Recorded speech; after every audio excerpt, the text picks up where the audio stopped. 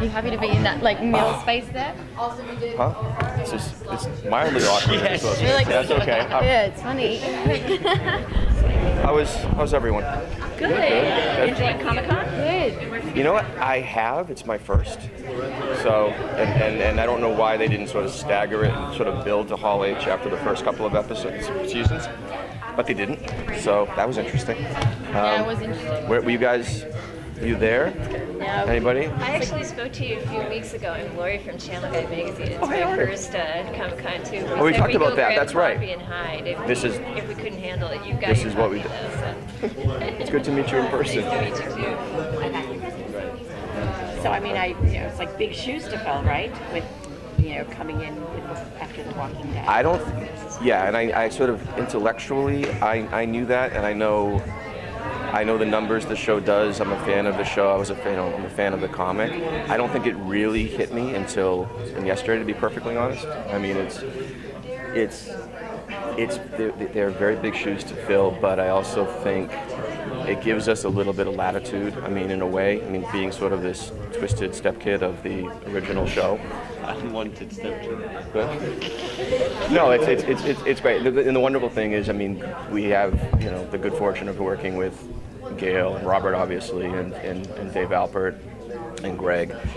So in a way, it's like we've had people shepherding us through, so we're minding the rules and the mythology of the original show and of the comic, and so it's a bit of a hybrid, but I think my hope is that it complements the original show, and then also tonally, creatively explores some different avenues and things that they didn't have an opportunity to do just based on the way the comic was structured, and I think someone asked me this yesterday. It's like, it might have been someone very spoken. It might have been you. I can't remember. But someone asked me what's harder. Is it to adapt the comic as Gimple's been doing so well for the past couple of seasons, or to have sort of free reign and sort of a blank slate? And I think it's actually easier for us. Only because the challenge for Scott and his group is they have to find these interesting little twists and these ways to remix, what already works really well,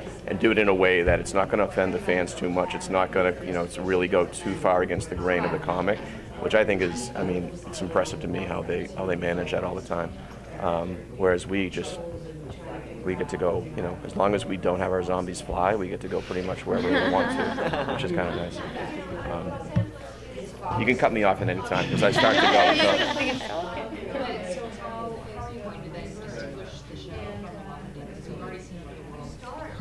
In Walking Dead.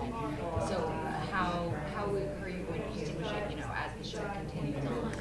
That will be the challenge. I think the thing for us right now is we don't, when I say it's, we're loosely following the period of time that Rick was in his coma.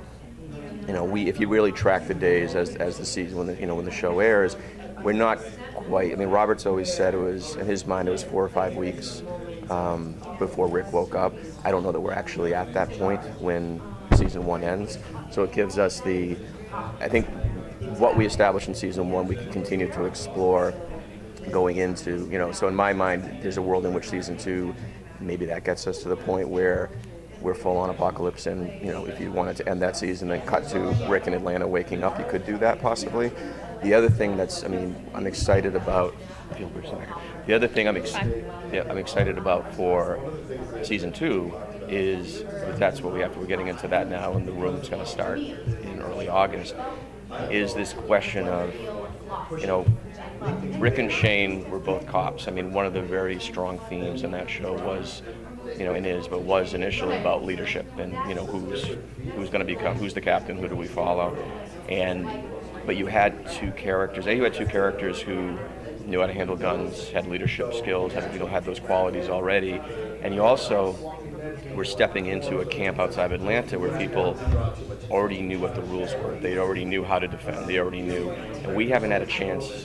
What you'll see as the season progresses and as we get into season 2 is we don't quite get that far. So for us, season 2, the whole aspect of survival and surviving on one's own, not having any of those skills, not having any of the the benefits, I think it's going to give us a lot of story which will again continue to sort of cut through. There's a seam I think we can cut through, which is still exploring narrative that Robert didn't have a chance to do, which honestly I think is why, one of the reasons he wanted to do this, because I think you write something and you look back and you realize, oh, I could have done, there's a whole other chapter here I could have done, there's a whole other, and I think he looked back and just saw there were certain elements of the show that he would like to have explored, and that's really what we're doing, and whether it's a question of killing a zombie and what that means, and killing a zombie that seems to be, more or less human, and what's the emotional toll of that. He really wanted to, the first time we sat down, he wanted to explore violence. He wanted to explore what it meant, and what, which is not something you generally see in the genre, which I thought was interesting. But so I think we can ride at least 2 seasons before we get into that place of, okay, how do we not make every other episode a supply run,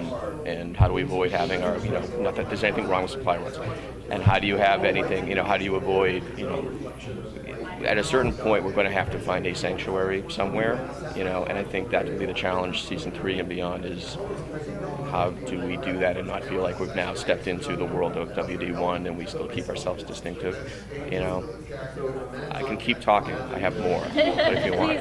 He's got so much more of the great answers than we do.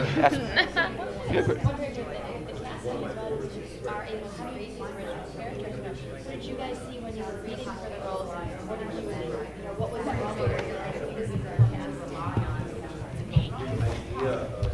This is our cast. I mean, well, I can only speak as from the perspective of that role. Look at this. This is a really weird setup. Nick is here. That's so funny. I can only speak for what I saw of the role, casting wise. That's I guess your thing. But for me, what drew me to Alycia, and specifically the initial script, was that she's got a toughness to her, and she does have that kind of that urban edge that is so kind of LA. LA has only very recently come home to me. It's a very new sort of home.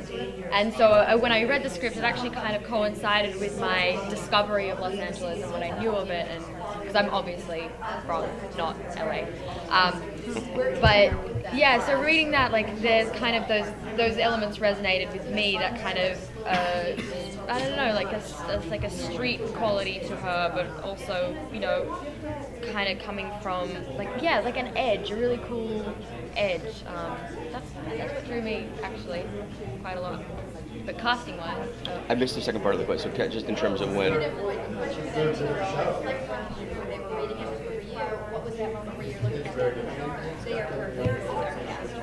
It was, with these two, it was a combination of things. Frank read in London, and what was interesting to me was your, and I say this in the best possible way, was your hesitation, which was, I think a lot of people when they read, when they hear the franchise, they hear of the franchise, they see it's, they go initially to the undead part of it, and your questions were specifically about, this is, a 19-year-old guy who has some issues, and are we going to explore those issues, and is it going to be something, is it going to be a trope we introduce in the pilot and then move away from, and I think that what spoke to me was, you could see it, you're watching a grainy, audition piece that they put online, that you recorded thousands of miles away, and it was really more that conversation that we had, and sort of the realization that it was, because we're starting, with the family first, and because that,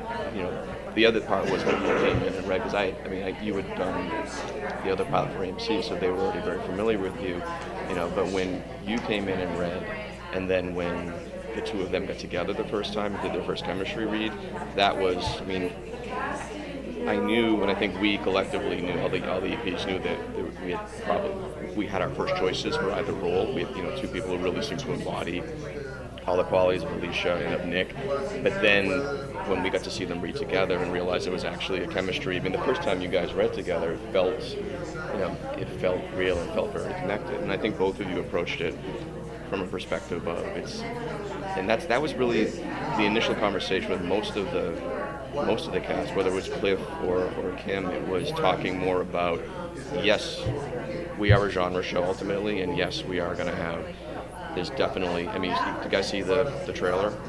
So we go there. It's definitely apocalyptic. It's definitely big. It has the scope you would expect, but there's also a real intimacy to it. And I think that's that's why I wanted to write it, and I think that's why I said it. I just want to ask Frank about you play a really troubled character, and kind of your family's black sheep. But I've talked enough to him to know that the people who seem to have their shit together aren't necessarily going to fare the best in this universe. So can you talk about playing this character who, you're the trouble guy, but you might be the guy who gets by? Well, yeah, I think he probably will do quite well in this world. I think he's got really nothing to lose, and I think that's quite a good way to approach the apocalypse. I think he doesn't really. I think he's been living in chaos for a much more what's the word, visceral, addicts or something. Addicts or heroin addicts, they're constantly living with life and death, That's all that that's where they revolve at. It's always life or death. So I think that that's it's quite an easy transition, Anyway. And as these people are turning, they're looking a little off kilter, but that's kind of normal in mixed. Yeah, I think so. If you're a junkie, right? We have how many problems? Am I tall enough? Do I does my mum love me? All these kind of problems. If you're a junkie, you just got one problem. Where's my next fix coming from? So I think that single-mindedness and that simplicity of action, I think will fare well, I think, or not. No, that's. I think Alycia spoke to it earlier, and I think Frank just spoke to the other side. What's the part of of their characters specifically is. This is just amazing. No, you said it before. I mean, I've got everything to lose. Yeah, I was just seeing that as well. That was interesting because Frank just said, you've got nothing to lose. When you ain't got nothing, you got nothing to lose. What's that Dillane lyric? There you go. And you ain't got nothing. It's all right, Mom. Only bleeding. I'm just imagining the hospital scene when you started singing Dillane out of nowhere, in the middle, just to get it. Yeah. No, but you're right. Nick has nothing to lose. Alycia has everything to lose. And so, and I think when you fall in that position, then too, you either rise up from it, or you succumb to it. Because everything you've got to lose is no, I don't mean bullshit, but it's it's material things. It's not real stuff. Yeah. It's their possessions. Their wants and needs and desires. And that's the first thing that's got to go in the apocalypse. And that's the You've first got to thing get that rid goes. of your And you ego. either adapt to it or you don't. So we're going to shift you guys now to the next table over. Awesome.